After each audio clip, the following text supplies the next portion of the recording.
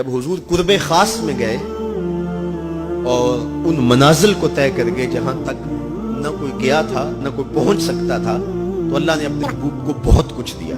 70,000 اسرار تھے، 70,000 رموز تھی، 70,000 حکایات تھی۔ محبوب کی جھولی میں بہت کچھ ڈالا اور ڈال کر کے کہا بما اشرفک یا احمد، اے محبوب یہ تو میں نے خود دیا ہے، اب تو اپنی چاہت بھی بتا، تیری چاہت کیا ہے۔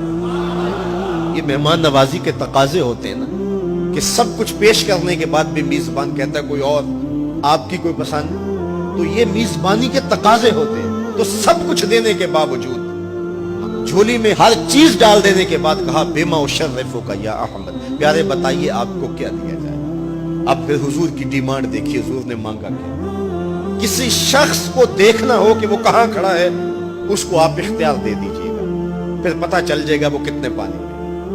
آپ اس سے پوچھتے ہیں کہ مانگیے کیا مانگتے ہو، تو میں کہوں مجھے پانی دو تو آپ سمجھیں گے پیاسا ہے، میں کہوں کھانا دو آپ سمجھیں گے بھوکا ہے، میں کہوں گا میرے نام کے نعرے لگاؤ آپ کہیں گے شہرت کا متلاشی ہے، میں کہوں گا اٹھو اور میرے اوپر پیسے لوٹاؤ میں اتنی اچھی تقریر کر رہا ہوں، تو آپ کہیں گے یہ تو بیچارہ غربت کا مارا ہوا ہے، اس کے اندر کی ابھی بھوک گئی نہیں ہے۔ تو کسی شخص کے ظرف کا پتہ لگانا ہو تو اس کو اختیار دے دیجئے مانگ کیا مانگ۔ اور مانگنے والے جب کوئی کمال چیز مانگ لیں، وہ کیا کسی نے کہا نا میرے سوال کی عظمت تو دیکھ ہے ساقی، میرے سوال کی عظمت تو دیکھ ہے ساقی، جام نہ دے حسن طلب کی داد تو دے۔ تو کسی کے سوال سے اس کا ظرف کھلتا ہے کہ وہ کہاں کھڑا ہے۔ اب حضور کو اختیار دیا جاتا ہے محبوب مانگیے کیا مانگتے، مال و زر مانگا، دولت مانگی، یہ تو قدموں میں رلتے تھے، حضور آنکھ اٹھا کے نہیں دیکھتے تھے، تو پھر مانگا کہا بنسبتی الیک بالعبودیہ، اے اللہ ساری زندگی میں کہتا رہا کہ تو میرا رب ہے۔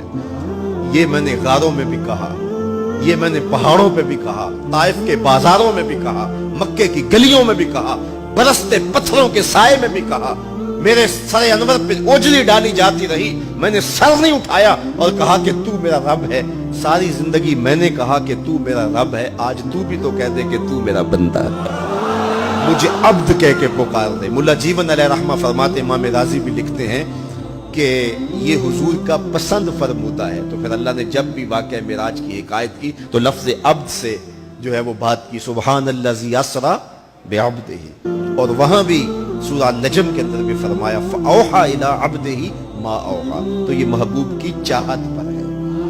اور پھر عبدیت کا بندے کی طرف سے جو اظہار ہوگا اس کے لیے پھر 50 نمازوں کا تحفہ دے دیا کہ میرے بندے تو پکارتا رہے اور مجھے رب کہہ کے پکارتا رہا، میں تجھے لبیک یا عبدی کہہ کے پکارتا رہا۔ اور وہ 50 نمازیں پھر 5 نمازوں کی صورت کے اندر باقی رہی۔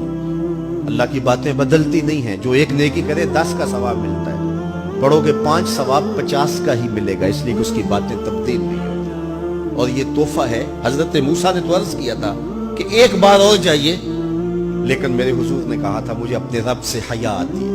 عادت باری یہ تھی نا، ہر بار 5 نمازیں معاف ہوتی تھی، اب بھی جاتے تو 5 نمازیں معاف ہو جاتی، لیکن کہا کہ مجھے اپنے رب سے حیا آتی ہے۔ اب امت کو کیا حیا نہیں کرنی چاہیے کہ 5 نمازیں امت کے لیے رہ گئی، ثواب 50 کا ہی ملے گا، اور معراج کا خاص تحفہ لے کر آئے اور کہا کہ صلاۃ و معراج المومنین، یہ مومن کا معراج ہے۔ میں تو سر عرش پہنچا ہوں، لیکن تمہارا معراج کیا ہے؟ تم سجدے میں سر جھکاؤ، دیکھنا تمہارا مالک تمہیں کتنا قرب دیتا ہے۔ جب کوئی شخص سجدہ ریز ہوتا ہے اس پہ اتنی رحمتیں اترتی ہیں، اگر اسے پتہ چل جائے کہ یہ رحمتیں نازل ہو رہی ہیں، وہ سجدے سے ساری نہ اٹھائے۔